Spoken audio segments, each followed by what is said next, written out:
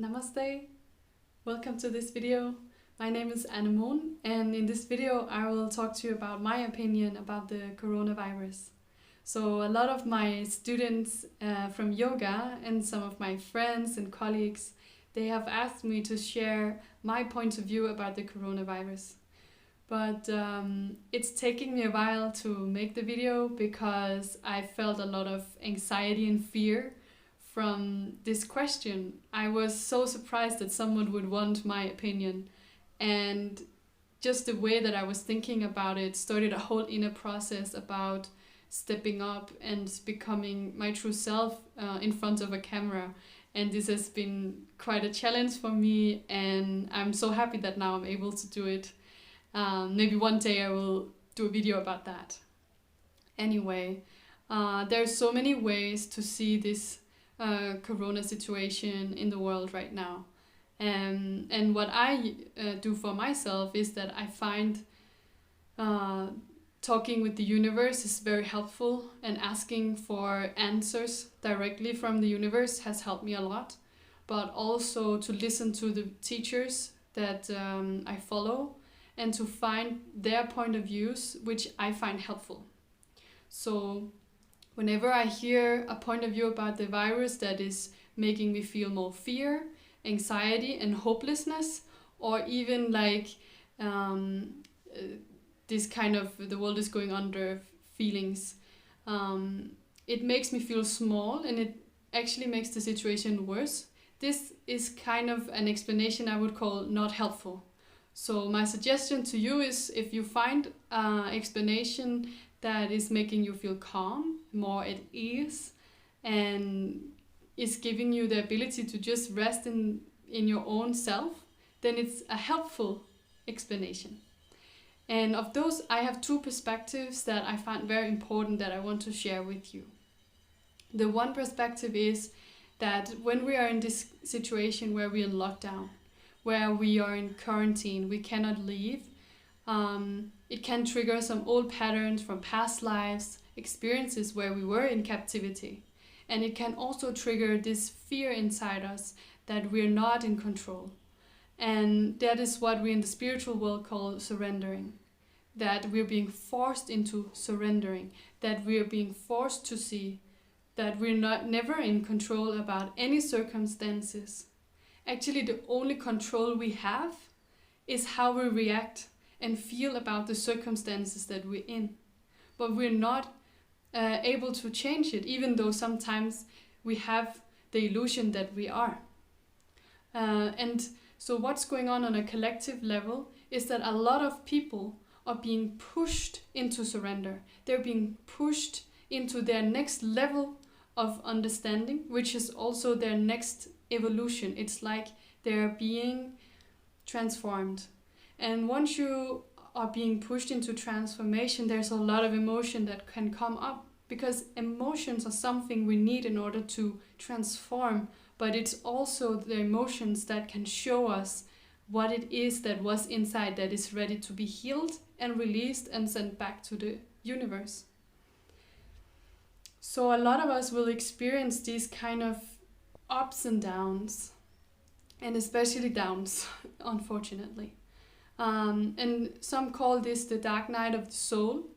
I myself have been experiencing dark nights of the soul for a longer period of time, and went through these very deep transformations, both letting go of my own personal self and past lives, and even letting go of connections to this life, to people I know, to whatever I identified myself as being. And this is a really hard, intense process. And the only thing that I can recommend for you is that you surrender to the process. The faster you surrender to feeling the emotion, the faster your evolution will come, and you will start to feel better. You will start to find the light at the end of the tunnel, as you say. And it is really true that in all the darkness is where the light, it comes, it blossoms from there. It's like you have to process something in order to set it free. So a lot of us are being forced into that or pushed into that. And that means that the other parts of the world who have already been processing a lot these emotions are equally being pushed up in order to help more.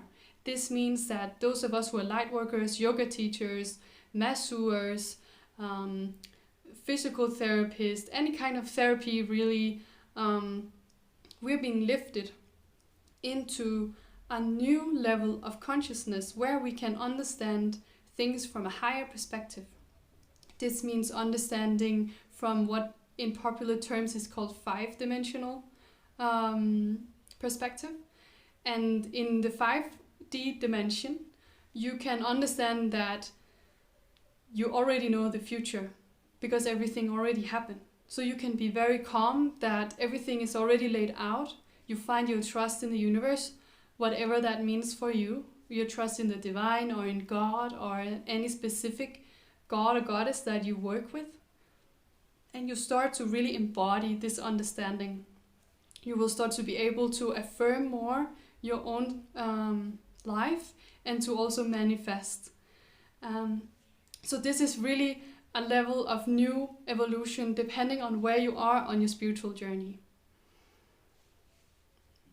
This for me has been helpful in a way that I started to want to step up and to want to help more because I have been in the darkness for so long that I'm ready to go to the next level and help the people who are actually suffering because I've been there, so I know how to cleanse and I know how to go to the next step.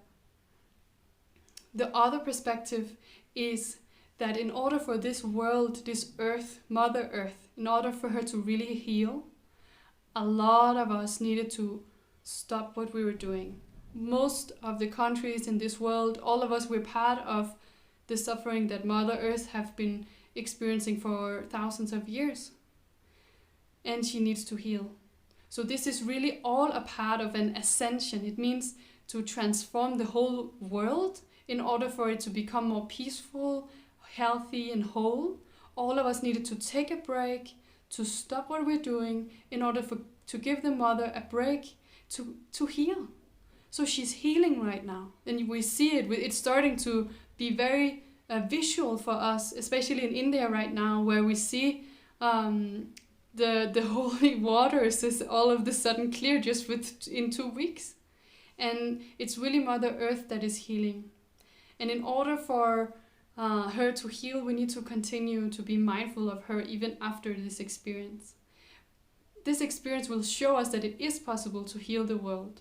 And also it would help us to see our own self, what we need to work with in ourselves.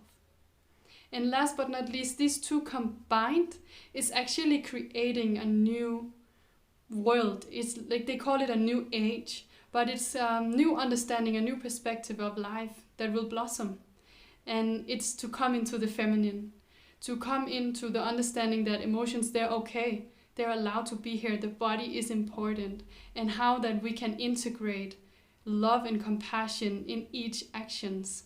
Love and compassion for ourselves, for others, for animals, and for the earth. And to actually take what we're learning, especially on the spiritual path, about compassion and embody it and take it into the earth, into our physical plane, and be more conscious human beings.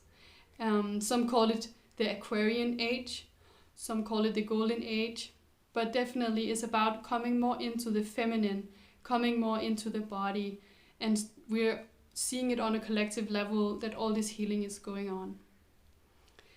So what is important for you is to take care of yourself in this time, to give yourself the time that you need to heal, to be mindful of yourself and your loved ones, to be compassionate, patient, find good rhythms.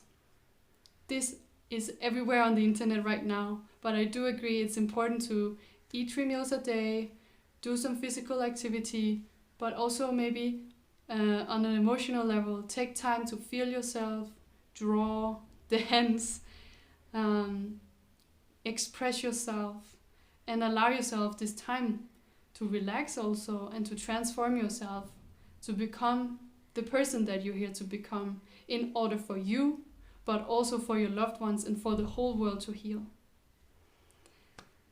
that's what I had for you today. I hope you enjoyed this talk. I'm very, very humble and grateful that those of you who wanted me to talk pushed me in this direction. I hope it was what you needed to hear. I love you all. Namaste.